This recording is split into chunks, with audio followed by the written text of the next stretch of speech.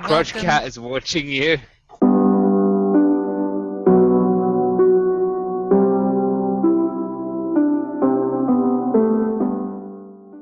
Have you had at any point had to draw a line and go, right, ignore this, or I'm not touching that comment. I've got stuff that needs to be done. And do you feel that kind of pull in both directions to actually get stuff done, whilst kind of dealing with the community, knowing that these are the people that are potentially going to be paying money for your game? I'll be honest, that my driver isn't money to start off with. I'll explain that later. But yes, I've been on both sides of it. When I first started, I was very, very active on Twitter. I was speaking to people. I was asking other developers questions. I was trying to advertise the game. I was putting out devlogs. I was, filling in profiles on many different websites to get more profile, etc. And it took up nearly all of my time for a good few months at least. And kind of after that, or before that and after that, I've purposefully avoided social networks because it does take up a lot of time. It's not that I'm being ignorant if I don't respond, but I do always respond at some point. I'll do it in my spare time. I'll do it. This morning I said I was up at 5:30.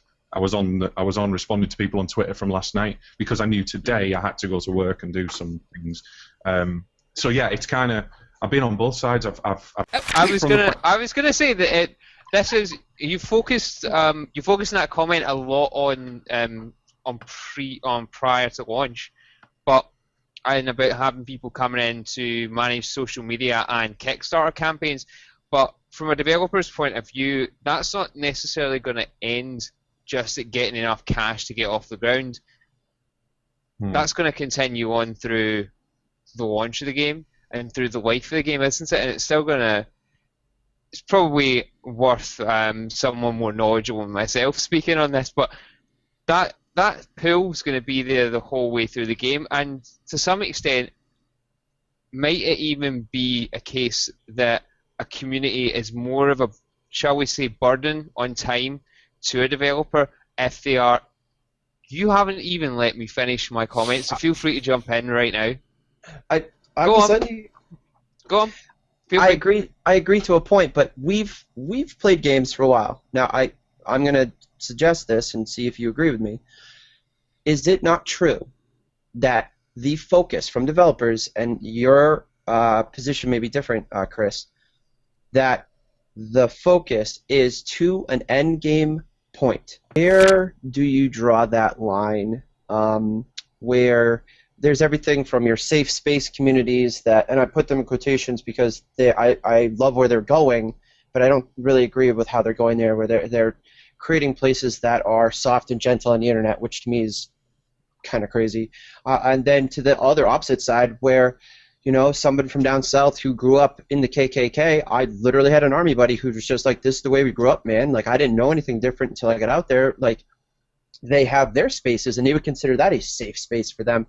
Where do we draw those sort of lines for what's acceptable and unacceptable as the world continues to grow and our understanding of things change? When I was growing up, smoking weed was a terrible thing.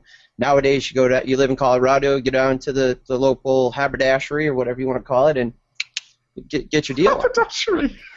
Do you know what That's when you get your haberdasheries? pants sewn up, mate. Yeah, I was about to say haberdashery is a sewing thing. Hold on.